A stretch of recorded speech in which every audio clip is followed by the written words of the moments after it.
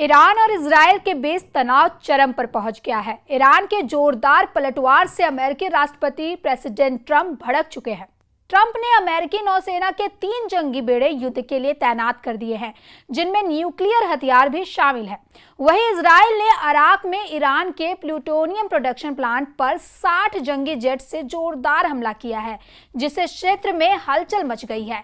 इस बीच रूस के राष्ट्रपति पुतिन ने ईरान के प्रति बड़ा एहसान का ऐलान कर स्थिति को और पेचीदा बना दिया है। नमस्कार, आदाब, आप देख रहे हैं न्यूज़ 18 का डिजिटल प्लेटफॉर्म और मैं हूं आपके साथ सृष्टि शर्मा। परमाणु अड्डों पर फटते बम, मिसाइल गोदाम के जलते दृश्य, समंदर में दौड़ते जंगी बेड़े पर तैनात न्यूक्लियर हथियारों की नुमाइश, ये भ्रम तोड़ रहे हैं कि ये इजराइल और ईरान का युद्ध है। युद्ध की विभीषिका बताने लगी है कि ये टकराव महाशक्तियों का है। तेहरान से 250 किलोमीटर दूर एक और एटमी ठिकाने पर इजराइल की बमबारी से रूस भड़क गया है। प्रेसिडेंट पुतिन के गुस्से से खाड़ी का युद्ध परमाणु घमासान बनने की तरफ तेजी से आगे बढ़ गया है। इजराइल के हमले पर हर गुजरते दिन विस्फोटक होते जा रहे हैं। इजराइल सटीक वार से भारी नुकसान पहुंचाने में कामयाब हो रहा है। इजराइल ने एक बार फिर ईरान के नतांज न्यूक्लियर सेंटर और तेहरान के पास सेंट्रीफ्यूज वर्कशॉप और इस्फान में परमाणु ठिकानों को दहलाया है।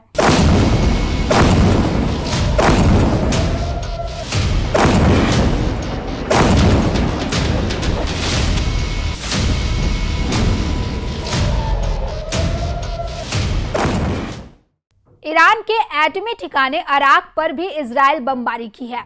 अराक हैवी वाटर रिएक्टर तेहरान से 250 किलोमीटर दक्षिण पश्चिम में है।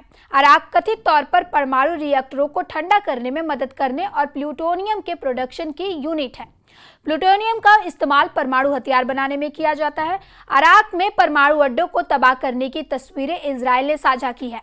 सैटेलाइट की तस्वीरें रिएक्टर को लाल घेरे में दिखाया गया है। उधर ईरान ने जानकारी दी है कि अराक अटैक से किसी भी तरह के रेडिएशन का खतरा नहीं हुआ है, लेकिन इजराइल के हमले से खोडम में अफरा तफरी मच गई है। पूरे शहर को इजराइल ने पहले ही खाली करने की चेतावनी दी थी।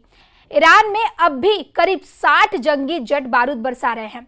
इजराइल डिफेंस फोर्स का दावा है कि उनके निशाने पर ईरान सैन्य बल से जुड़े सभी संगठन हैं। तेहरान के पुलिस मुख्यालय को भी इजराइल ने सिलसिलावर विस्फोट से तहस नहस कर डाला है, लेकिन ईरान को हुए अब तक नुकसान को अमेरिका सिर्फ तबाही का ट्रेलर बता रहा है। प्रेसिडेंट ट्रंप ने धमकी दी है कि वो क्या करने वाले हैं, इसका अंदाजा दुनिया में किसी को नहीं है। इससे पहले भी ट्रंप कह चुके हैं कि उन्हें ईरान के सुप्रीम लीडर की करेक्ट लोकेशन पता है। ट्रंप ये भी कह रहे हैं कि वो ईरान में जहां चाहेंगे, जब चाहेंगे तबाही मचा सकते हैं। अमेरिका के जंगी बेड़ों का ईरान के करीब मचलना यही संकेत दे रहा है। अमेरिका का सिर्फ एक जंगी बेड़ा अगर बारूद बरसाना शुरू कर देगा तो ईरान का बचना मुश्किल है। फिर अमेरिका इतने हथियारों को युद्ध में क्यों भेज रहा है? उससे पहले ये जानते हैं कि ट्रंप ने ईरान पर हमले की टाइमलाइन क्या बनाई है। ब्लूमबर्ग न्यूज की एक रिपोर्ट के मुताबिक अमेरिका आने वाले दिनों में ईरान पर भयानक हमले की तैयारी कर रहा है। ट्रंप ने हमले की मंजूरी दे दी है, लेकिन वो ईरान को परमाणु प्रोग्राम बंद करने का आखिरी मौका देना चाहते हैं। ट्रंप के टारगेट पर ईरान का भूमिगत न्यूक्लियर सेंटर फोर्दो है, जहां एक हफ्ते के अंदर तहलका मच सकता है।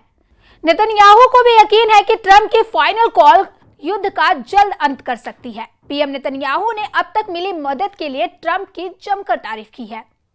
ईरान अब तक युद्ध में कमजोर पड़ता दिख नहीं रहा है। इजराइल के पास मौजूद अमेरिकी हथियारों को भी ईरान मार गिराने के दावे कर रहा है।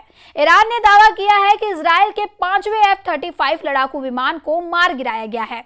यह दावा वरामीन काउंटी के चीफ ने किया है। उन्होंने IRNA समाचार एजेंसी को बताया है कि रेवोल्यूशनरी गार्ड्स ने मिसाइल दागकर F-35 के चीथड़े उड़ा दिए हैं। F-35 के वॉर जोन में ढेर होने से अमेरिका की साख पर भी बट्टा लगाना तय है, क्योंकि ये जंगी जेट अमेरिका के ही हैं, जिनसे इजराइल लड़ रहा है। אני מבקש להודות לנשיא טראמפ, ידיד גדול מאוד של מדינת ישראל. אני מודה לו על ההתייצבות לצידנו. אני מודה לו על התמיכה שארצות הברית מסייעת לנו בהגנה על שמי ישראל. इस बीच खामनेई को सदमा देने वाली जानकारी सामने आई है। IDF ने ईरान के आधे से ज्यादा बैलिस्टिक मिसाइल लॉन्चरों को बर्बाद कर दिया है। इजराइल डिफेंस फोर्स के ब्रिगेडियर जनरल एफ ड्रेफिन के मुताबिक ईरान के मिसाइल लॉन्चर्स का 50 से 70% तक तबाह हो गया है। इजराइल का अनुमान है कि ईरान के पास अब सिर्फ 15,000 बैलिस्टिक मिसाइलें बची हों, लेकिन इन मिसाइलों को दागने के लॉन्चर की कमी के चलते ईरान सिर्फ 10 से 30 मिसाइलें लॉन्च कर पा रहा है। ईरान के हथियार तेजी से खत्म हो रहे हैं, तो इजराइल भी बहुत अच्छी हालत में नहीं है। इजराइल के पास भी मिसाइलों की भारी कमी का दावा किया जा रहा है। हालांकि इजराइल के पास अमेरिका की ताकत है, सुपर पावर के दिए हथियार है। इजराइल को जितने बम और बारूद की जरूरत पड़ेगी अमेरिका देता रहेगा। तो क्या ईरान का साथ कोई नहीं देने वाला है? प्रेसिडेंट रूस ने इस सवाल का जवाब दो टुक लहजे में दिया है। पुतिन ने बता दिया है कि ईरान अकेला नहीं है, ईरान युद्ध में हारने वाला नहीं। ईरान के सुप्रीम लीडर को किसी ने छुआ भी तो पुतिन कयामत ढा देंगे। पुतिन को खामनेई की जान के खतरे पर पूछे सवाल तक पसंद नहीं। Если позволите, я надеюсь, что это будет самым правильным ответом на ваш вопрос. Я даже обсуждать такой возможности не желаю. प्रेसिडेंट पुतिन ने सबसे ज्यादा चौंकाने वाली जानकारी देते हुए ये कहा कि अब तक ईरान ने उनसे किसी भी तरह की मदद नहीं मांगी है। पुतिन ये भी बताना नहीं भूले कि ईरान में रूस के 250 से ज्यादा एक्सपर्ट काम कर रहे हैं। ईरान में पुतिन के करीब 600 से ज्यादा लोग एक्टिव हैं। पुतिन ने ट्रंप को सरप्राइज देने के कई अपडेट दिए हैं। उन्होंने बताया है कि ईरान के एयर डिफेंस को मजबूत करने की पेशकश रूस कर चुका है। पुतिन ने ईरान को मजबूत साझेदारी और दोस्त देश बताते हुए ये भी कहा कि ईरान ने मदद की मांगी तो वो मजबूर हो जाएंगे। जैसे ट्रंप इजराइल के खातिर युद्ध में उतरने की धौंस जमा रहे हैं, वैसे ही रूस ईरान के साथ आ सकता है। पुतिन को ट्रंप से और अमेरिका से यूक्रेन युद्ध का हिसाब बराबर करना है। जहां अमेरिका ने यूक्रेन को हथियार और शह देकर अंतहीन युद्ध में पुतिन को उलझा रखा है, जिस युद्ध को ट्रंप ने कुछ दिनों के भीतर खत्म करवाने का वादा किया था, उसे वो अब अलग ही दौर में ले जाने की धमकियां दे रहे हैं। मुमकिन है कि पुतिन भी खाड़ी युद्ध में ट्रंप को जैसे को तैसा वाला करारा जवाब देने जा रहे हैं।